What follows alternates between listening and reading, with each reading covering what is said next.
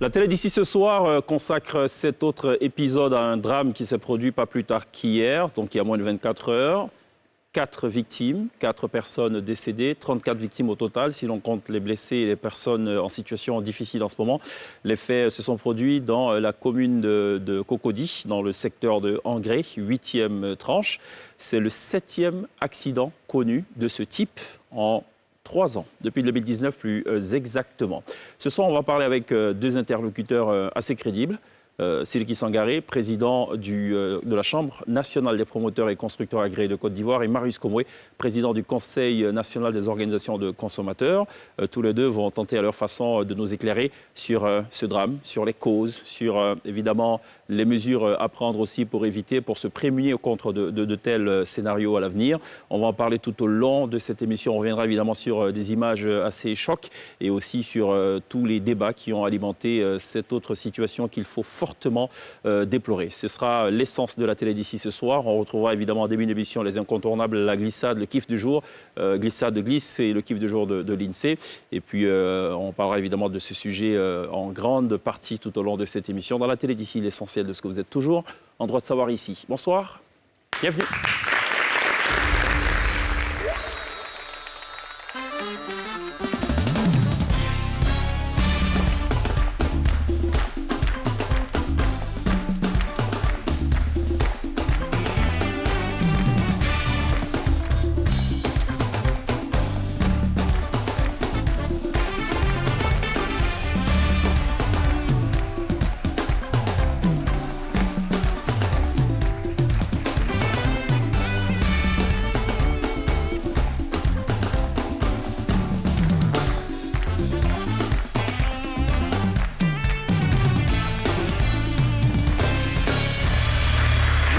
Très bien de nous rejoindre à la télé d'ici sur NCI pour télévivre l'actualité, surtout du lundi au jeudi, 18h30, vendredi, porte du week-end dès 18h30, avec le retour de vos people, de vos stars, en compagnie de Glisse et de l'INSEE. Bon, ça c'est pour le vendredi. Avant cela, l'actualité c'est évidemment ce drame qui s'est produit hier à Engré, 8e tranche. Les services des pompes funèbres dénombrent 4 personnes décédées sur un total de 34 victimes. On découvre évidemment donc ces images sur lesquelles on va évidemment revenir tout au long de cette émission. Une situation qu'il faut, on l'a dit tantôt, fortement déplorer. Voilà, une situation qui dénote aussi d'un gros dysfonctionnement. À quel niveau? Puisque bien d'acteurs interviennent dans la chaîne de validation du processus de construction. Qui sont les responsables? Qui est à blâmer? Qu'est-ce qu'il faut faire pour éviter ce type de situation à l'avenir? On va en parler tout au long de cette émission avec Marius Komoué, président du Conseil national des organisations de consommateurs. Il est bon ce soir en invitation de la télé d'ici. Merci beaucoup d'être là, Marius Komoué. Merci de l'invitation. À vos côtés, Siliki Sangaré, président de la Chambre des promoteurs et constructeurs agréés de Côte d'Ivoire. Merci d'être là, Siliki Sangaré. Merci à vous également. Qui répond encore une fois à l'invitation de la télé d'ici pour apporter tous les éclairages nécessaires pour la compréhension de cette situation. Ça va, Glisse? Ça va. Ça va, fils unique? Ouais, Jackie, Jackie, qui est aussi affecté par cette situation? Ouais, moi je suis en situation stable, quoi. Mais il y a mes frères qui sont là-bas, qui ont des victimes. Ça m'a touché, c'est pourquoi je suis venu bailler aussi. D'accord, très bien. Jackie qui est avec nous et qui restera avec nous tout au long de cette émission. Ça va, l'INSEE? Ça va. D'accord. Et toi? Ça va? Ça va. Il faut que ça aille, n'est-ce pas? Voilà, on va d'abord démarrer par la glissade de glisse, qui n'a rien à voir avec ce sujet, certes. Mais bon, il faut bien quand même que la vie se poursuive. C'est plutôt ce sujet-là. Voilà. C'est gnognon. Ça a été un peu l'actualité tout ce week-end apparemment, ou la semaine dernière, on peut le dire. Juste après ça. Dernière.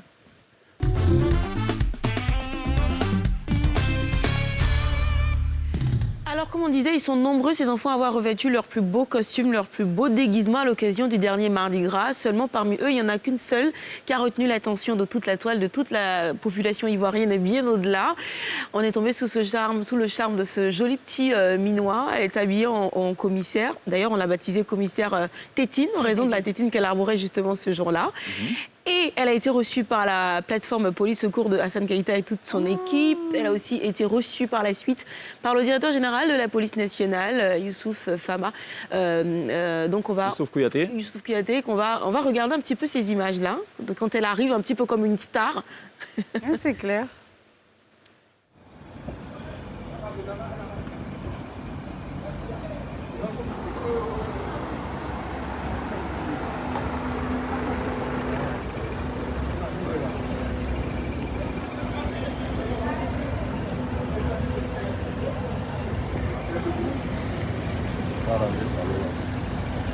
Pour arranger le calot. Calot.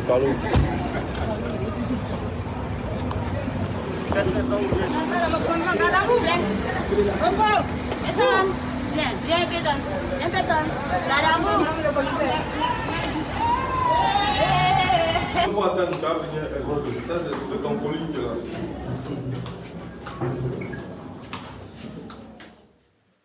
Bon, ok. Trop mignonne. Voilà, elle est trop mignonne, franchement tout le monde l'a adorée et enfin je pense que la direction générale lui a offert deux enveloppes, une bourse d'études pour terminer son année scolaire, une autre enveloppe dont on ne connaîtra pas le contenu mais évidemment on imagine un petit peu, et une magnifique petite moto pour faciliter ses déplacements et distribuer ses contraventions un petit peu partout dans la ville. Ouais. Mais voilà, on pensait que passé l'euphorie, la petite Peyton retrouverait une vie plus normale, retourner à l'école, sauf que quelqu'un, on ne sait pas qui, a décidé de lui ouvrir une page Facebook de personnalité publique, s'il vous plaît. Peyton Commissaire Tétine, dame qui cumule déjà 7000 abonnés. Pour certains, cela n'en vaut pas la peine. C'est le cas, par exemple, de André Silver-Conan, qui trouve que ce serait un peu trop l'exposer et tout. D'ailleurs, il le dit, je pense que les parents de la petite doivent se ressaisir et se concentrer sur l'éducation de la petite et la laisser grandir en toute tranquillité, au lieu de voir en ce petit buzz que nous avons tous contribué à créer pour détendre un peu l'atmosphère, une occasion de se faire des sous ou des relations. Carton rouge, arrêtez-moi ça. Je n'ai pas aimé. Pour d'autres, c'est l'opportunité à saisir, puisqu'elle pourrait avoir de l'audimat, elle pourrait devenir égérie de certaines marque publicitaire et elle pourrait grandir justement dans ce côté un petit peu spotlight, strass, paillettes. Donc je ne sais pas un petit peu ce que vous en pensez, vous. Question journalistique, interrogation personnelle. Qui dit que ce sont les parents qui ont ouvert cette page? Aussi, j'ai essayé d'appeler le numéro sur la page Facebook parce qu'il y a un numéro visiblement et personne n'a décroché. D'accord, donc je ne me lancerai pas déjà tout de suite. Donc je ne vais pas accuser la famille.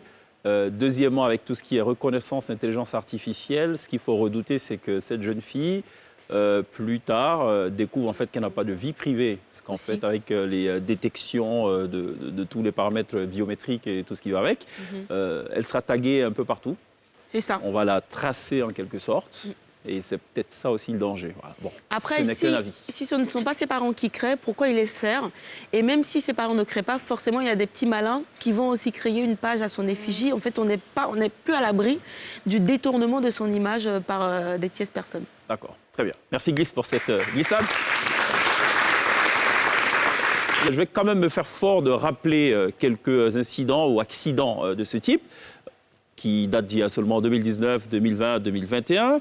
Alors, le drame de ce week-end, évidemment, il y a aussi celui du 27 février dernier. Les faits se sont produits à Yopougon, exactement, du moins à Trècheville, pas loin du Palais de la Culture. 5 morts, 22 blessés. On en a parlé justement dans le cadre de cette émission. Un bâtiment R+5 s'est effondré également le 12 mars 2021 à Cocody, dans le village d'Anono. Fort heureusement, il n'y a pas eu de victimes. 3 balcons se sont détachés de la façade d'un immeuble le samedi 20 mars à la Riviera Bonomer, causant plusieurs dégâts matériels sans faire de victimes humaines, fort heureusement. 14 juin, 21 avril de la même année, 2020 exactement, 2 immeubles en construction s'effondrent à Abata, dans la commune de Cocody, occasionnant de nombreux dégâts matériels. À cela, il faut ajouter aussi cet autre incident qui s'est produit à Bobo-Baoulé, effondrement d'un bâtiment, faisant au moins 3 morts, plusieurs blessés, le 2 novembre 2020. On termine aussi avec cet autre drame, mars 28 mai 2019, un immeuble complètement effondré dans le quartier d'Angré, 8e tranche. Pas de blessés, heureusement, ni de perte en vie humaine. J'aimerais actualiser cette information. Le drame d'hier a donc dans son bilan macabre 5 victimes désormais, 5 morts et non 4 morts. Séliki Sangaré, président de la Chambre nationale des promoteurs et constructeurs agréés de Côte d'Ivoire, comment on explique cette situation ? Alors qu'il y a quand même une loi qui a été instituée en juin, du moins qui a été votée en juin 2019, qui institue le Code de la construction et de l'habitat, qui fixe quand même les règles en la matière et toute la procédure jusqu'à la livraison des travaux. Comment on l'explique, cet autre drame ? Alors, je vous remercie de regarder cette situation de près. C'est vraiment triste quand on regarde ces choses qui se passent autour de nous. Malheureusement, aujourd'hui, il y a une certaine inconscience de part et d'autre. Il y a une certaine indiscipline, il y a beaucoup de choses autour de la construction d'un immeuble. Mais il faut situer vraiment les responsabilités. Mais avant de les situer, il faut savoir qu'il y a 2 cas de figure. Le premier cas de figure, ce sont les bâtiments qui sont, des nouveaux bâtiments qui sont en construction. Et le deuxième cas de figure, ce sont des bâtiments qui existent déjà. Ce que nous venons de voir dans la semaine, je pense lundi, le bâtiment À Trècheville, c'est un bâtiment qui était en construction, qui n'avait respecté aucune règle, aucune réglementation. C'est-à-dire que le propriétaire, l'entrepreneur n'a pas suivi vraiment ce qu'il fallait faire. Parce que construire un bâtiment, un nouveau bâtiment, il y a toute une procédure. Il y a eu une démolition également à Yopougon Cité Verte, samedi. Absolument. Et donc, la procédure n'a pas été respectée. Alors, il y a eu le code de la construction, tout est défini, il y a des mesures coercitives et même d'incitation, tout a été défini. Malheureusement, il y a certains entrepreneurs qui ne respectent pas toutes ces règles-là. Pour construire un bâtiment, il y a le maître d'ouvrage. Le maître d'ouvrage doit s'adresser à un maître d'œuvre qui, lui, fait tout le nécessaire. Généralement, ce sont les architectes. Leur rôle, c'est de pouvoir faire d'abord les plans architecturaux, faire les études de sol. On ne construit pas n'importe où. Il y a des zones qui ne sont pas constructibles. C'est vrai, on parle du ministère tout le temps. Le ministère met en place des mesures de contrôle. C'est normal. Mais il faut bien évidemment que quelqu'un qui a envie de construire un bâtiment puisse s'adresser à des professionnels. Le premier professionnel... C'est ce que dit la loi. C'est ce que dit la loi. Ce n'est même pas une question de puisse, c'est une obligation. Il faut le faire. Donc, il faut qu'ils connaissent la loi. Non, mais en fait, je veux dire, pour une question de bon sens, quelqu'un qui va construire un bâtiment, un immeuble R+5, et qui se donne les moyens de dépenser 300, 400 millions pour construire un immeuble de R+5, aller donner 10 millions ou 5 millions d'architectes pour pouvoir faire le travail, c'est rien du tout. Surtout que à la fin, l'immeuble s'écroule. Il y a des pertes, malheureusement, à vie humaine. Il y a des pertes matérielles. Bon, le matériel, on peut rattraper tant qu'on vit, mais les pertes en vie humaine, c'est dangereux. Et donc, quelqu'un qui a un bon sens, qui construit, il n'y a pas que des analphabètes, il y a même des intellectuels. Du coup, c'est plus le propriétaire, en fait, qui est incriminé dans ce cas-là, parce qu'il y a quand même pas mal de personnes dans le process. Vous avez parlé de maître d'ouvrage. Je suis en train d'en arriver, justement. Alors, le propriétaire, lui, déjà, il faut qu'il ait le bon sens de s'adresser à un maître d'œuvre, qui est l'architecte. Si lui fait ce premier pas, il n'y a aucun problème.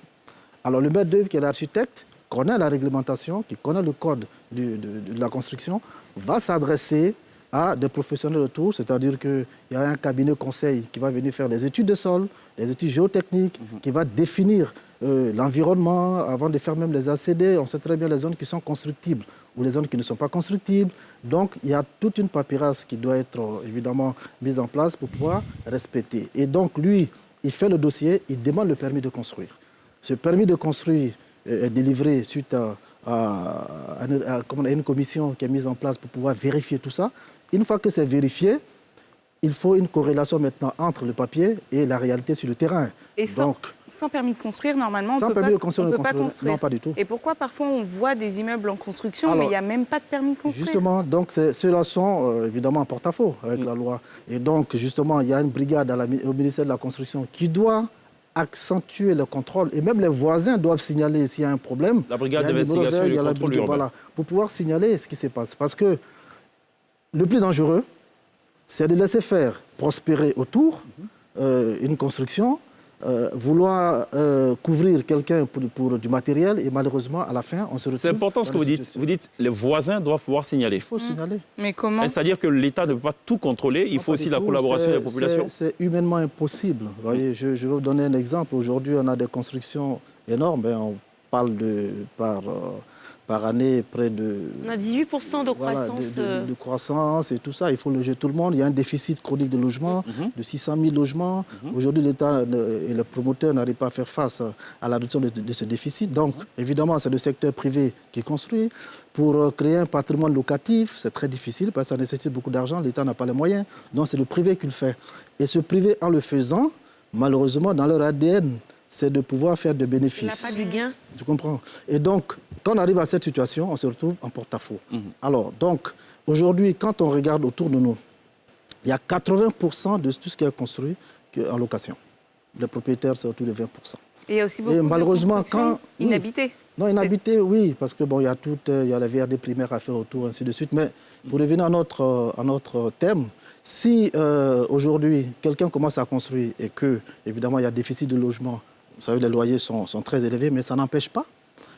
L'heure que la fondation est faite, déjà, les gens viennent commencer à payer les cautions, à pousser en fait l'entrepreneur à finir vite. Donc lui, son problème, c'est quoi? Il s'est dit, moi, c'est plutôt la course à la quantité, c'est même pas la course à la qualité. Donc, on va y revenir, Sylvie Sangaré. Le décor est planté, c'était juste pour informer donc les téléspectateurs sur ce dont il sera surtout question tout au long de cette émission. Une actualité, enfin, disons une thématique qui est liée donc à l'actualité de ce jour. On va marquer une pause. Et juste derrière, on parle justement de tous ces problèmes, du regard aussi des citoyens dont le porte-voix ce soir, c'est Marius Komoué, président du CNOC, le Conseil national des organisations de consommateurs. À tout de suite. Merci.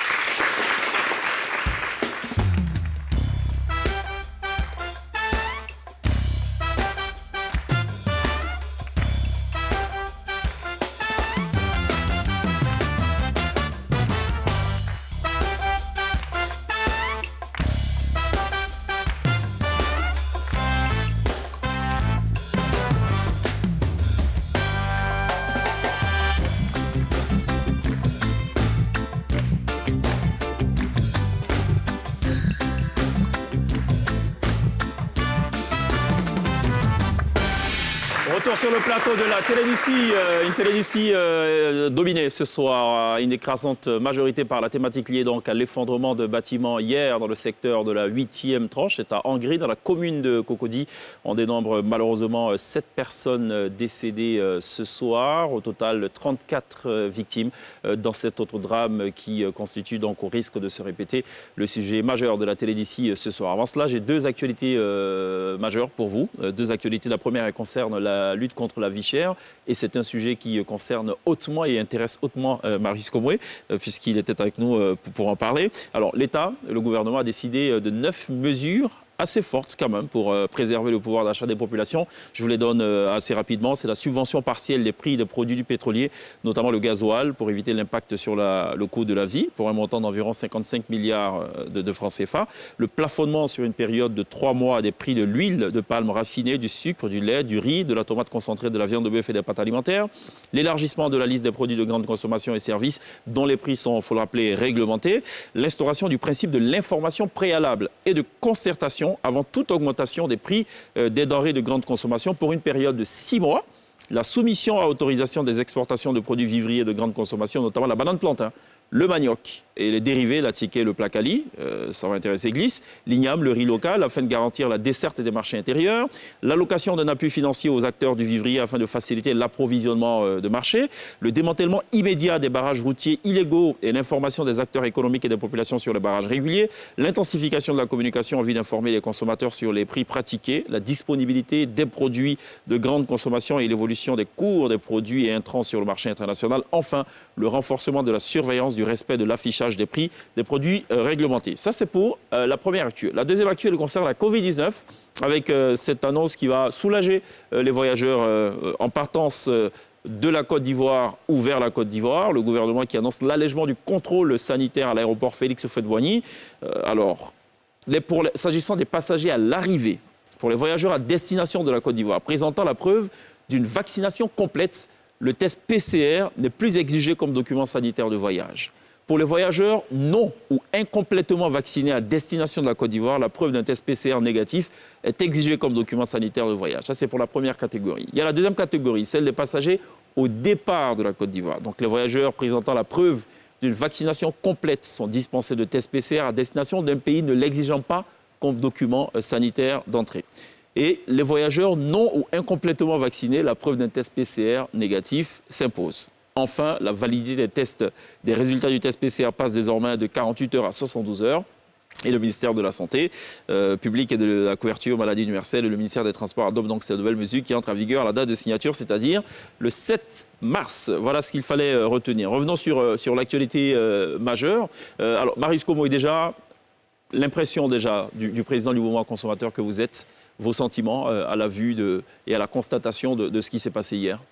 D'abord, avant d'aborder le sujet qui nous réunit sur ce plateau, je voudrais, au nom des organisations, de l'ensemble des organisations de consommateurs, féliciter le gouvernement, remercier le président de la République et le Premier ministre d'avoir entendu le cri de cœur des organisations de consommateurs et plus particulièrement des populations cri de cœur qui leur a permis naturellement d'arrêter ces mesures que nous voulons voir l'application par rapport avec la lutte contre la vie chère. Par rapport à la lutte contre la vie chère. Donc, contrairement à ce que certains disaient, que c'était une situation mondiale et qu'au plan national, le gouvernement ne pouvait rien, le gouvernement vient de leur donner la réponse que nous attendions. Très bien. Et donc, cela dit... Venons dans le sujet. Pour rentrer dans le vif du drame. sujet, oui, évidemment, c'est déplorable. Et ce n'est pas le premier drame. Vous l'avez souligné tantôt, vous avez fait un rappel historique des différents drames que le pays traverse. Il y en a eu 7 depuis 2019. C'est vraiment dommage. C'est vraiment dommage. Et pourtant, nous avons les meilleurs textes. Pourquoi je ne suis pas écouté? Pourquoi les organisations de consommateurs ne sont pas écoutées? Nous faisons régulièrement des propositions. Nous montrons des voies. Quand on est gouvernant, on gouverne en écoutant la voix de ceux qui portent les mécontentements, les angoisses et les peines. Mais Sidiki Sangaré soulevait le fait tout à l'heure, je ne dirais pas de l'impossibilité, mais l'incapacité de cette surveillance partout. L'État n'a pas forcément les moyens humains de tout contrôler partout sur les 329 463 km². Raison de plus pour que l'État écoute justement les acteurs de la société civile qui concourent naturellement à œuvrer aux côtés des pouvoirs publics pour améliorer les conditions de vie des populations. Quelles sont les propositions, par exemple, que vous faites? Propositions concrètes. Au niveau, par exemple, du secteur de l'immobilier, eh bien, le code de la construction et de l'habitat, c'est une initiative également qui n'est pas que des simples acteurs en charge, par exemple, je veux dire, de leur secteur, de la chambre syndicale. C'est une initiative à laquelle également les organisations de consommateurs ont participé. Ce qui a permis de pondre donc le texte qui prévoit de façon claire ce qu'il faut faire. Bon, quand on vous dit pour construire un immeuble, il faut s'adresser obligatoirement, et je pèse le mot, obligatoirement à un cabinet d'études. Il a tantôt souligné. Et que nous voyons pousser des immeubles pêle-mêle dans le pays sans que les constructeurs, les propriétaires de ces immeubles n'aient pris la peine de s'adresser à un cabinet d'expertise. Ça, c'est un. Est-ce qu'il y a aussi Quand vous avez un terrain... Est-ce que ça, c'est la question qu'on pose? Est-ce que c'est la faute au gouvernement? Mais non, du tout. Ouais. Mais c'est un peu aussi la faute du gouvernement dès lors qu'une organisation de consommateurs, une chambre syndicale n'a aucun pouvoir de répression et de coercition véritable sur les acteurs du secteur de l'immobilier qui construisent les immeubles pêle-mêle comme bon leur semble. D'abord, à Abidjan, pour avoir un toit, une maison en location, nous devrons souffrir. Quand nous l'avons, on nous exige, comme l'a dit Jag, des prix astronomiques. C'est quoi Il avait dit 20 fois. Exactement, Jackie. Alors, on nous exige en violation de toutes les règles qui régissent justement le code du loyer, on nous exige 20 mois de caution, 30 mois de caution. Et pourtant, l'État définit les règles en la matière. Pour rentrer dans une maison en location, l'État a fixé le nombre de cautions à payer. Et quand on y est, on dort un œil ouvert, parce qu'on ne sait pas si on pourra se lever le lendemain. Tout ça n'est pas respecté. Et qui devra naturellement activer ces instruments de répression, ces instruments de coercition, pour que ces règles soient respectées? Alors, Sidiki Sangaré, vous avez aussi l'avantage de conseiller le ministre de la Construction, il faut le dire clair et net. Est-ce que l'État, est-ce que le gouvernement a la possibilité de tout contrôler, concrètement, honnêtement? Non, déjà, dans aucun pays au monde, ce n'est pas possible. Ça, c'est pas possible. Mais c'est que le vrai problème qu'on vit aujourd'hui, il faut que les téléspectateurs comprennent et que tout le monde comprenne qu'aujourd'hui, 80% des bâtiments construits n'ont pas de permis de construire. 80% des bâtiments construits en Côte d'Ivoire. C'est une réalité. Non, pas de permis. C'est pas moi qui l'ai dit. Il y a deux choses. Il faut souligner deux choses. Okay. C'est en 2020 il y a les bâtiments. C'est maintenant, là, les 80%. Non, mais lui, il est gentil. Sinon, nos chiffres, c'est 87%. Non, j'arrive. Il y a les bâtiments qui sont en construction. Oui. Là, on est en train de mettre en place, qui sont récents. Mais le drame, et ce qui est très délicat, ce sont les bâtiments qui ont été construits depuis avant Addis Abeba même. Là. Donc c'est ça le problème. Ça veut dire que ce sont des bâtiments, vous avez vu le drame d'hier à Hongrie, c'est un bâtiment qui existe, qui est construit à l'époque. Alors, ces bâtiments-là ont été construits depuis très longtemps. Ce n'est pas le ministère de la Construction actuel qui les a construits. Donc aujourd'hui, quelles sont les solutions à apporter? Qu'est-ce qu'il faut faire pour éviter ce genre de drame? C'est ça le vrai problème. On va la poser la question tout à l'heure. Voilà. C'est vrai que le gouvernement, l'État n'a pas la faculté de tout contrôler, Il n'empêche, il y a quand même des lanceurs d'alerte qui, bien des fois, attirent l'attention et il n'y a pas de réaction. On va regarder justement ce petit élément qui a été largement diffusé sur les réseaux sociaux. C'est l'un des lanceurs d'alerte qui se trouve l'un des sinistrés aussi du bâtiment qui s'est effondré. Voici ce qu'il dit au ministre de la Construction.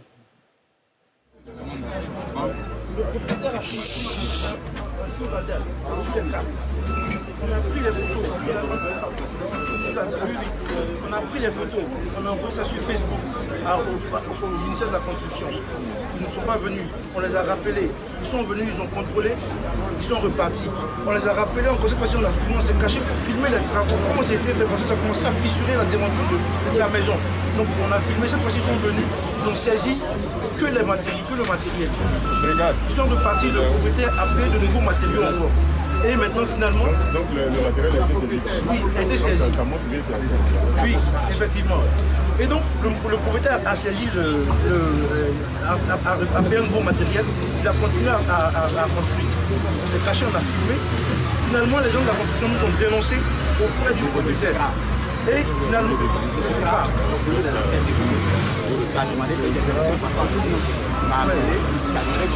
Alors, c'est une vidéo amateur qui fait transparaître deux faits dans cette étude de cas. Premièrement, il y a l'alerte qui est lancée aux autorités, en charge donc de la construction, qui se déploient sur le terrain et qui saisissent le matériel.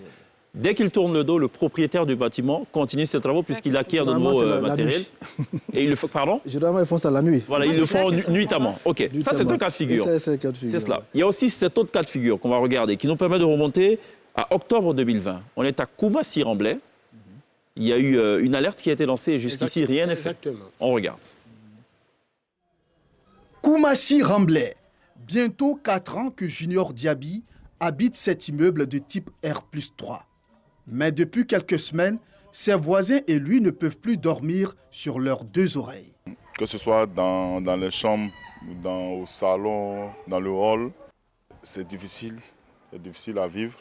Et en plus de l'inclinaison qu'on sent même dans les maisons, parce qu'on sent que le bâtiment est incliné, ce qui n'est pas normal. Et je crois que l'année dernière, ils ont fait venir une équipe pour venir sonder un peu la résistance. La densité devenait de plus en plus importante. C'est un peu plus à craindre et malheureusement, on n'a pas eu une oreille attentive puisque c'est une agence qui gère le bâtiment. Nous, on ne connaît pas le propriétaire. Et donc, on espère vraiment que les dispositions soient prises pour que nos vies soient épargnées. Alors, Marius Como et celui qui s'engaré, ça c'est un exemple symptomatique. Oui, le bâtiment, il est en bordure de lagune. C'est cela, de choses qu'on constate. Je le connais bien. Et jusque-là, alors c'est un reportage de nos confrères de la RTI diffusé en 2020, nous sommes en 2022. Jusque-là, semble-t-il, rien n'a encore été fait. Voilà, parce justement. que tout ça, bon, voyez-vous, est-ce que c'est nécessaire qu'un ministre se déplace, aller sur le terrain pour un travail qui relève de la compétence d'un de ses services? Bon, je ne comprends pas pourquoi. S'il y a déjà le drame, le ministre peut... Mais justement, si les services, ceux qui animent ces services, en fait, faisaient véritablement leur travail, le ministre n'aurait même pas eu besoin. C'est ce que je voulais dire. Voilà, donc il y a souvent certaines situations que nous ne pouvons pas parler de conséquences. C'est ce que je veux dire. Les anciens bâtiments, qui constituent aujourd'hui 30 à 40% de bâtiments dangereux. Tout ce que vous voyez dans Abidjan, c'est à 30 à 40% de bâtiments dangereux. On appelle ça le parc privé potentiellement à risque. Y compris la pyramide au plateau. Y compris la pyramide. Y compris la pyramide. Très dangereux. Qu'est-ce qu'il faut faire? Il faut démolir. Alors, donc, ce qu'il faut faire, c'est de pouvoir déjà, moi je pense, faire les états généraux de la construction de tous ces bâtiments. Les états généraux. C'est-à-dire que ça prend beaucoup de temps, les états généraux. Non, ça ne prend pas beaucoup de temps. Un autre drame peut se produire. Non, j'arrive de contrôle du punais, mais il faut déjà faire un échantillonnage. Un échantillonnage de 150-200 bâtiments pour pouvoir prendre des experts et essayer de regarder si les structures verticales, les structures horizontales ont été respectées. Parce qu'aujourd'hui, qu'est-ce que les gens font quand ils construisent des bâtiments? Ils font du copier-coller. C'est-à-dire que moi, dans mon quartier, peut-être que j'ai bien étudié, j'ai construit un bâtiment R+5. Mon voisin a fait un immeuble, donc je peux regarde, modifier. il a construit, il fait du copier-coller. Alors qu'il faudrait un permis de modifier. Il faut un permis de modifier. Il faut forcément que les structures soient vraiment bien étudiées.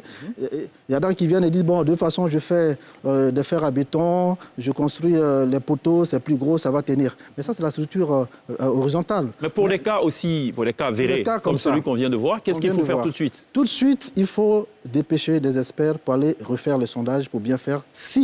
Ça veut dire quoi, refaire les sondages? Alors, refaire le sondage, il y a les ancrages qu'il faut faire. Il faut regarder si les structures sont bien faites, si le sol, ça tient, parce que c'est des zones qui sont... Je pense que ce bâtiment, je le connais, c'est non loin de la lagune. Exactement. Et puis, ça s'affaisse au fur et à mesure. Et puis, comme on rappelle, je vois bien que la structure verticale est en train de prendre un coup. Vous avez vu les carreaux qui... Bon, donc, il y a un problème. Est-ce qu'il ne faut pas tout de suite déjà évacuer les habitants? Il faut évacuer les habitants. Obligatoirement. Et puis...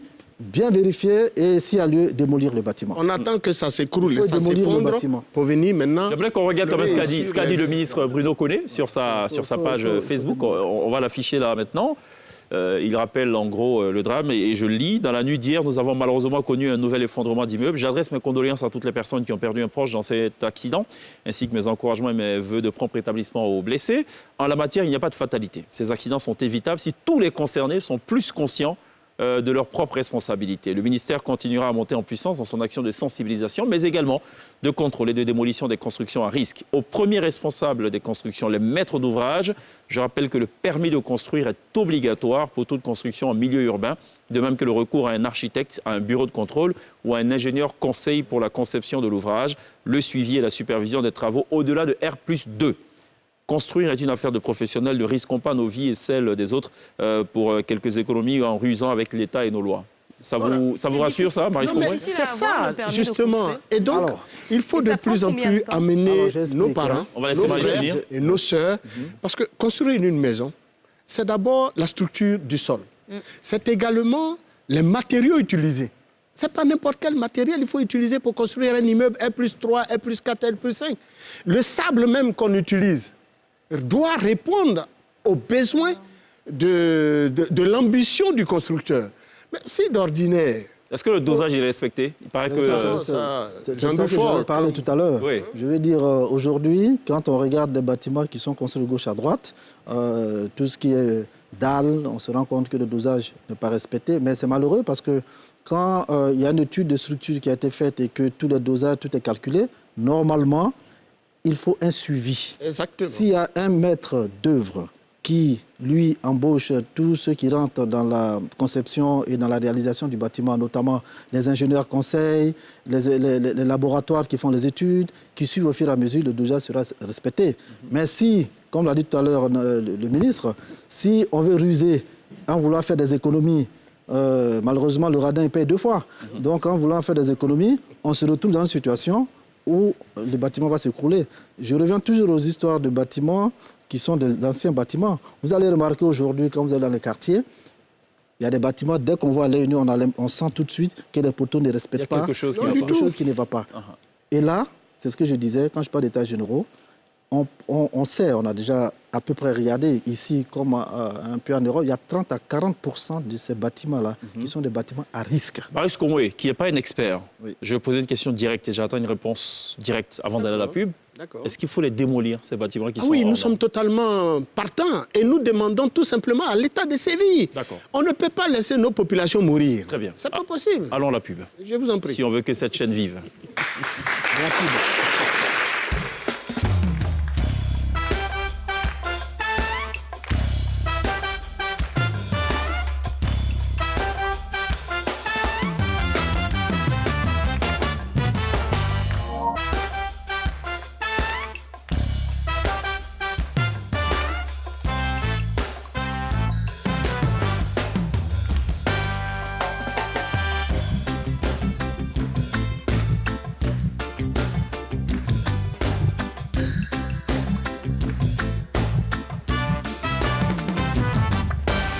L'actualité, c'est cet autre drame lié à l'effondrement d'un bâtiment hier en grès dans le secteur de la 8e tranche dans la commune de Cocody. 5 personnes décédées, un drame de trop et qui constitue aujourd'hui le sujet majeur de la téléédition. On va marquer une pause pour parler d'une autre actualité, elle est culturelle celle-là, c'est le Massa, le marché des arts et du spectacle d'Abidjan. Et l'INSEE s'y est rendu ce week-end. C'était ce week-end. Des images. Exactement. Donc c'était l'inauguration, c'était le concert d'ouverture, voilà. Le lancement du Massa, c'était au Palais de la Culture à Trècheville et on regarde quelques images. Alors, non, avant de regarder... On peut y aller. Non, je voulais juste dire qu'il y avait quand même assez de monde, franchement, comparé aux autres années. Aux autres éditions, oui. Exactement. D'accord. Voilà, c'est tout ce que je voulais dire. Écoutez, on peut regarder, c'était très... mieux que 1000 mots, je mots. pense. Regardons.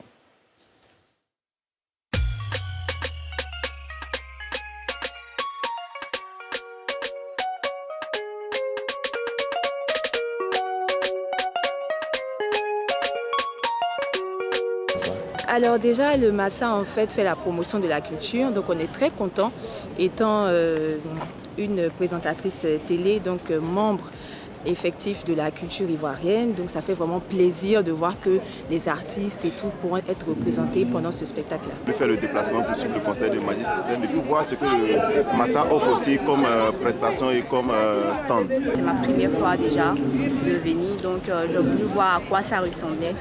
C'est ce qui m'a attiré ici.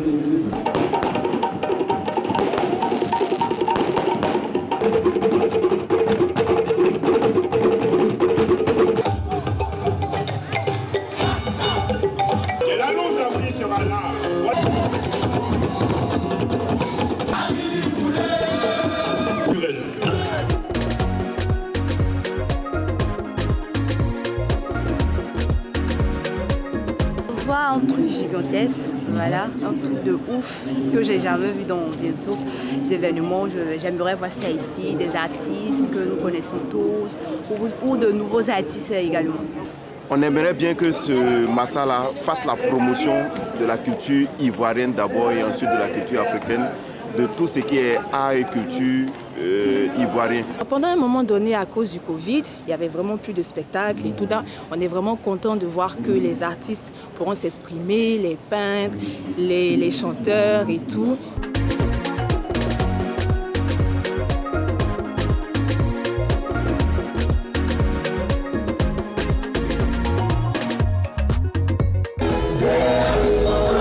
En fait, on attend les Magic System, on se connaît par YouTube, par les MTV, mais on n'a jamais reconnu face à face. Maintenant, on veut se voir.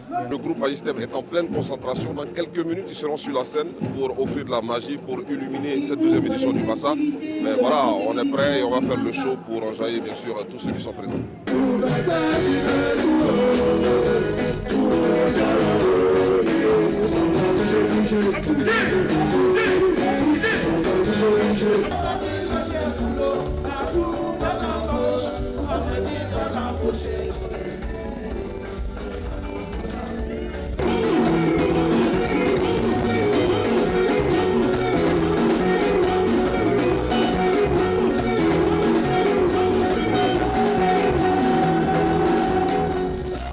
Vraiment formidable. Je me suis amusée, je me suis bien amusée. J'ai tout aimé. Je ne peux pas dire, mais j'ai dansé tous les morceaux jusqu'à la fin. Comme le nom, magique, magnifique. Vraiment, je me suis sentie, vraiment, c'était bien. J'ai trouvé le concert très bien. On s'est bien amusé, on s'est bien éclaté. En tout cas, le groupe Magic System, bravo. La fête était très bien. Non, ça c'est mon frère m'a menti, c'était bien. J'ai trouvé le concert très beau. Malheureusement, on est arrivé un peu tard, mais je l'ai beaucoup aimé en fait.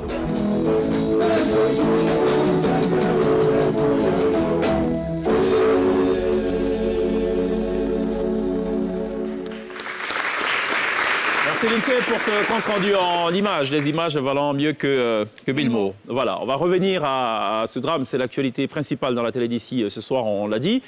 Puisqu'on parle de lanceurs d'alerte, il y a aussi un autre cas de figure où effectivement les autorités en charge de la construction se déplacent sur le terrain pour constater une défaillance, voire une déviance même, on peut le dire en matière de construction, font l'injonction de cesser les travaux, Une fois le dos tourné, les travaux y reprennent. On va regarder cet élément-là qui date de juillet 2021. Les faits se déroulent à Marcory résidentiel.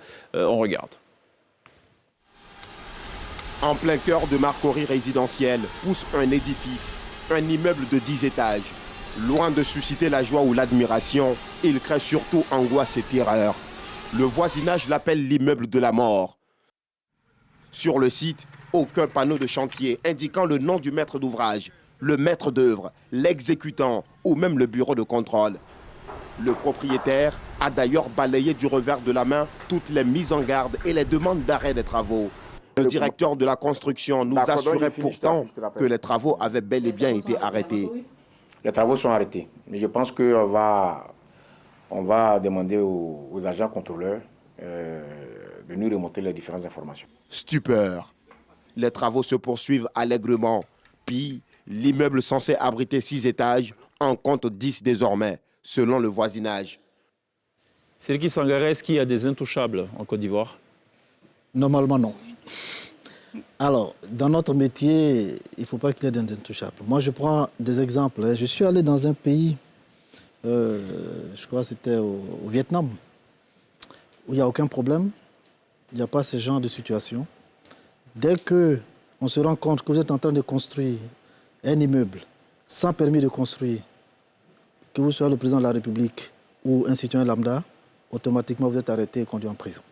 En prison directe? En prison directe. On doit arriver à cette situation. D'accord. On doit éviter de créer des situations où des gens se sentent intouchables. Généralement, on a l'impression que c'est le ministre. Ce n'est pas pour le défendre, c'est pas lui, il n'est même pas au courant. Mais non du tout. Il n'est même pas au courant s'il y a un dysfonctionnement. Et ce dysfonctionnement, il faut qu'on arrête. Il faut que des gens prennent des situations, comme on appelle, exceptionnelles pour en faire des situations de cas, tout ça. Donc, pour moi, dès qu'on voit une irrégularité, il faut tout de suite stopper. Est-ce que le problème, ce n'est pas la circulation de l'argent? Quand on part sur des modèles comme celui du Rwanda, il y a pratiquement, on ne touche pas l'argent. Parfois, le fonctionnaire qui est en charge de la validation du dossier, il ne sait même pas à qui il parle parce qu'il converse via une plateforme qui est totalement numérisée. Justement, ce sont des situations qui sont en train d'être mises en place. Ça fait pas des réformes d'ailleurs que le ministère vient de mettre en place. Et il y a eu en Conseil des ministres un certain nombre de réformes qui ont été adoptées. C'est la digitalisation, c'est mettre en place une plateforme où très peu de personnes physiques interviennent. C'est cela. Évidemment, c'est une solution. Parce que le problème, c'est aussi la corruption, c'est ça? C'est aussi la corruption. Ça, il faut le dire. C'est une réalité, dans le secteur et dans d'autres secteurs. On va pas se comment on fait là-dessus. pour avoir, justement, pour reprendre la question de Glisse, comment on fait pour avoir un permis de construire et combien de temps? Alors, pour avoir un permis de construire, il faut s'adresser, comme je dis, à un architecte. L'architecte fait le dossier. Il y a toute une série d'éléments qu'il faut fournir. Et on fournit ces éléments à la direction du guichet unique du permis de construire qui se trouve aux 2 plateaux. Et une fois que la direction reçoit le document, il y a une commission qui se met en place. C'est pour ça qu'on parle de guichet unique. À l'époque, ce n'était pas un guichet unique, il fallait aller à la mairie. Différents services éclatés. Pour pouvoir réduire justement le temps de délivrance, il y a eu un guichet unique où tous les acteurs se retrouvent, y compris les municipalités, la CIE, SODECI, tout ça. Parce que le rôle du permis de construire, c'est quoi? C'est déjà vérifier si vous êtes propriétaire de votre terrain. Il faut d'abord avoir l'ACD. Il faut être sûr que les études de sol ont été faites, que les plans ont été bien faits, que les études de structure ont été bien faites et que vous avez, comme on appelle, la capacité technique et financière de construire et que tous les acteurs professionnels sont, comme on appelle, dans le process. Une fois que ça c'est délivré, il n'y a aucun problème. Mais à l'époque, on pouvait attendre 6 mois, 7 mois, voire 2 ans, 3 ans pour avoir un permis. Aujourd'hui, quand les dossiers sont bien montés, vous avez 35 jours. Bien monté. J'explique, parce que très souvent, il y a des gens qui montent des dossiers, ils envoient, le dossier n'est pas complet. Et quand ce n'est pas complet, ils disent, voilà, on a fourni des dossiers, mais malheureusement, ça retourne pour compléter. Aujourd'hui, je peux vous garantir que quand le dossier est complet, sans vouloir tricher, et que c'est déposé au guichet unique du permis de construire, entre 21 et 45 jours, vous avez votre permis de construire. Mais est-ce que aussi certaines personnes, parfois, pensent de toute façon, même si je continue les travaux, personne ne va venir vérifier et personne, de toute façon, ne va rien me dire? Mais justement, c'est ça qu'il faut arrêter. Et c'est ça qu'il faut renforcer. Il faut faire le contrôle qu'il faut. il faut... Je parle à tout le monde, hein. Le ministère est, comme on appelle aussi, coupable. Tous ceux qui sont dans la chaîne sont coupables, les maîtres d'ouvrage sont coupables. Même souvent, il y a des architectes qui sont coupables. Pourquoi? Parce qu'il y a des architectes qui vendent des signatures. C'est cela. C'est-à-dire que moi, je me lève, je veux construire un immeuble, je vais faire des... Ils ont le sceau, ils ont le gage. Ils ont le sceau ici, parce que aujourd'hui, on ne peut pas être, comme on appelle, en train de vouloir critiquer et puis faire soi-même des bêtises. C'est-à-dire que les architectes aussi doivent nettoyer dans les professions. Il faut que tout le monde soit irréprochable sur le coup. Puisqu'on parle de solution, il y a une solution qu'on évoque très peu, c'est quand même la contribution du citoyen lambda. Je reviens un moment dessus, parce que bien sûr, non, c'est important. l'État est certes un super agent économique, mais il n'a pas les yeux partout. La contribution du consommateur aussi est la bienvenue. C'est que, bon, pour la plupart du temps, le citoyen, lui, il n'a pas les moyens. Et pour acquérir une maison en location, parce qu'il ne peut même pas se prétendre... Oui, mais quand il constate quelque chose d'anormal, vous l'avez dit tantôt, ils font l'alerte. Il y a un qui s'est exprimé devant le ministre. Nous avons porté l'information, nous avons saisi tous vos services, nous avons envoyé des photos, des vidéos. Ils sont venus, les travaux continuent. Ils ont été nargués par l'opérateur, par le constructeur. Mais tenez-vous bien, moi-même. Vous avez été nargué aussi? Et largué aussi? Non, personne n'oserait. Mais je dis tout simplement... Non, personne n'oserait. Mais je dis tout simplement que mon propre jeune frère, Sangué, il a acquis justement un terrain. Et le terrain appartient à un beau-frère. Le beau-frère l'a acquis dans les règles de l'art. Au moment où il part au ministère de la Construction pour faire les papiers de son terrain, avoir l'ACD et procéder donc à la réalisation de sa maison, on lui fait entendre là-bas qu'il a cédé le terrain à un tiers. Renseignement, il monte au service juridique, on lui demande de faire des procédures, il suit toute la procédure et finalement il se retrouve tout simplement à comprendre que lui-même, il a cédé son terrain à quelqu'un sans l'avoir fait. Jamais dans l'existence. Bon, donc ce dossier même encore... pendant. Mais il faut bien que la corruption au sein du département ministériel s'arrête. On a bien compris. Glisse avait une question. En fait, concrètement, c'était pour revenir sur ce que tu disais. Pourquoi est-ce que rien n'a été fait pour le monsieur de Marcory, là, qu'on a vu, on a vraiment vu la vidéo, ainsi de suite. Il n'y a que Makori, mais de l'autre côté, vous avez le bâtiment de l'immeuble en bordure de Lagune ou à Makori Ramblay. Je ne savais pas. Non, je crois qu'elle parle de Makori résidentiel. Makori résidentiel. Ces immeubles, c'est ça. Voilà, c'est-à-dire où le directeur. Mais je crois que je me rappelle un peu de ce dossier. Le directeur de la construction, M. Messou, en parlait tout à l'heure. Je sais que par la suite, au moment de l'émission en 2021, c'est vrai qu'il y avait un statu quo. Mais après, ça a été suivi. Les agents du ministère ont suivi par la suite. Et ça a été comme on appelle... En fait, l'opérateur a eu droit de faire du R+10. Et il y a une dérogation qui avait été donnée par la suite. Et cette dérogation, on lui donnait le droit de le faire. La dérogation, c'est pouvoir discrétionnaire du ministre. Il n'y a pas de problème. Et il y a eu des contrôles qui ont été faits par la direction de la construction après.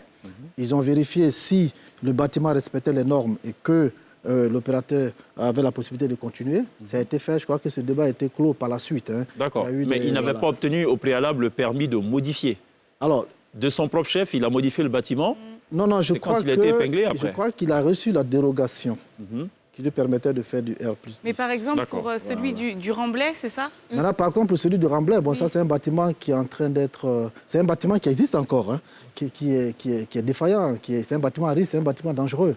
Donc, il faut tout de suite agir, ça c'est clair. Il faut évacuer les locataires. Évacuer les locataires. Mais les locataires sont toujours... En fait, ils connaissent même pas, eux-mêmes, ils ne connaissent pas le propriétaire du bâtiment. Ils ne connaissent que l'agent immobilier.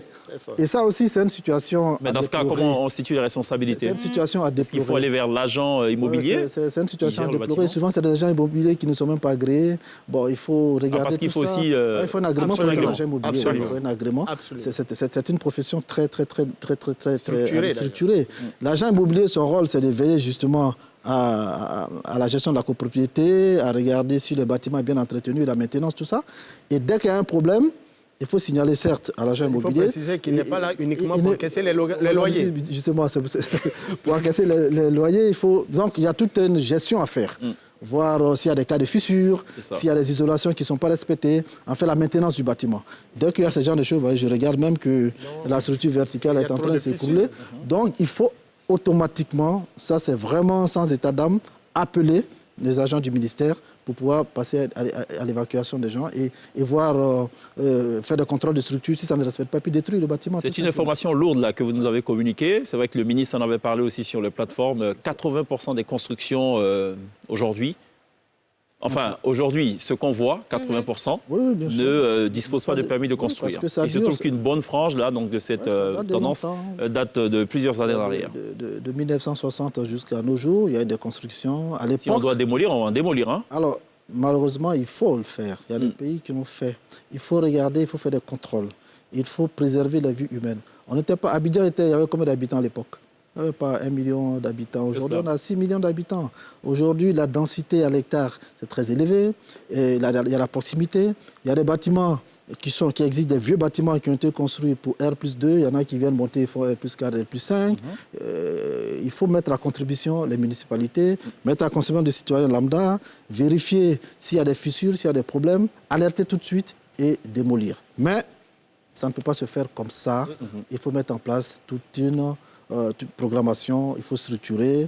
On ne peut pas venir casser une maison sans pouvoir reloger les gens. Donc l'État doit faire un effort. C'est très lourd. Et le gros problème, c'est de pouvoir combler le déficit des logements.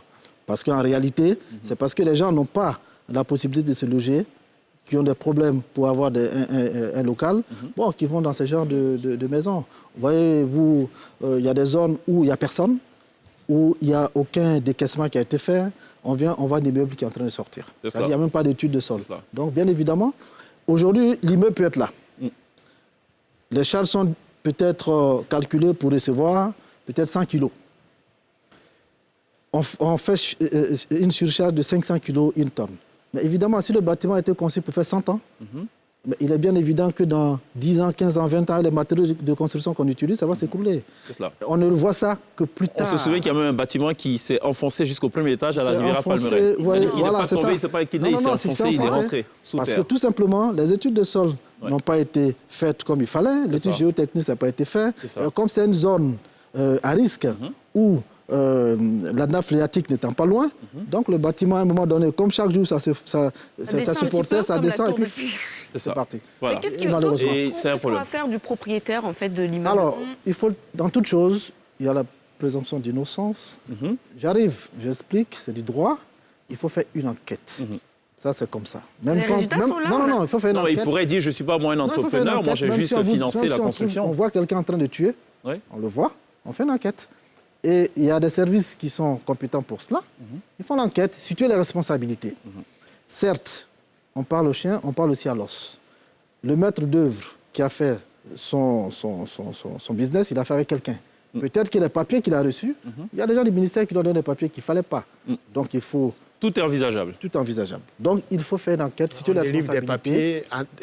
Bien évidemment, il délivre des papiers qu'il ne faut pas à des individus. Voilà, bien évidemment, le propriétaire est aujourd'hui normalement responsable. Alors moi je risque aussi de me faire coupable d'un gros dysfonctionnement si je ne lance pas la pub, parce que contractuellement avec les annonceurs, on a dit que c'est maintenant qu'il faut lancer la pub. Ça c'est normal. Allons à la pub. On comprend bien.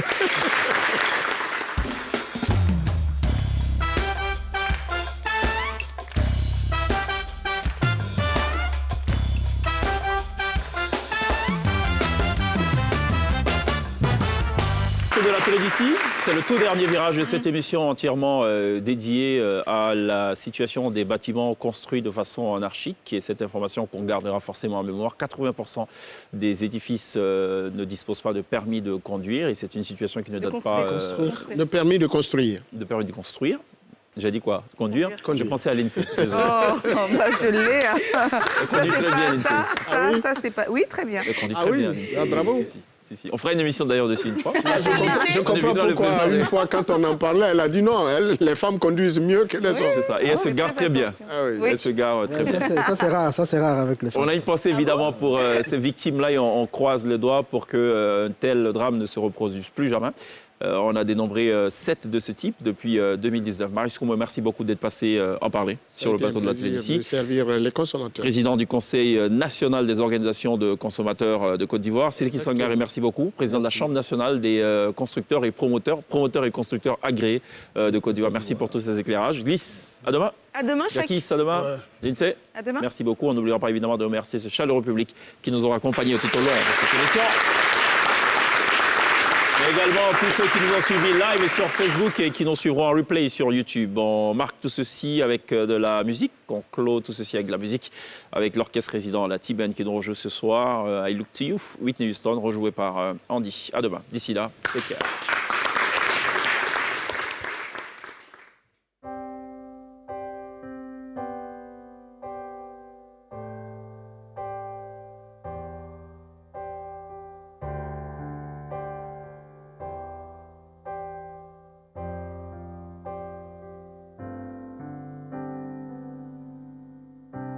As I lay me down, heaven hear me now.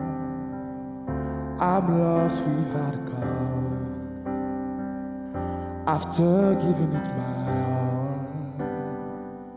When the storm I've come and darkened my sun, after all that I've been through, who on earth can I turn to? I look to you, I look to you. After all my strength is gone, in you I can be strong. I look to you, I look to you. And when melody I come, in you I hear my sound. I look to you.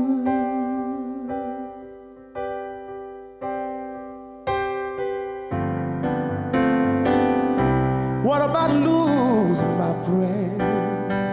There's no more fighting left, seeking to rise no more, searching for that open door. Every road that I've taken leads my regret. I don't know if I'm gonna make it. Nothing to do but lift my head. I look to you, oh, I look to you. After all my strength is gone, in you I can be strong. I look to you, I look to you. And when melody I come, in you I hear my song. I look to you, I look to you. Oh yeah, I look to you.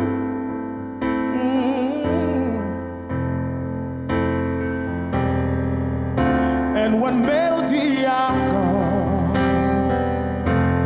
in you I hear my song. I look to you.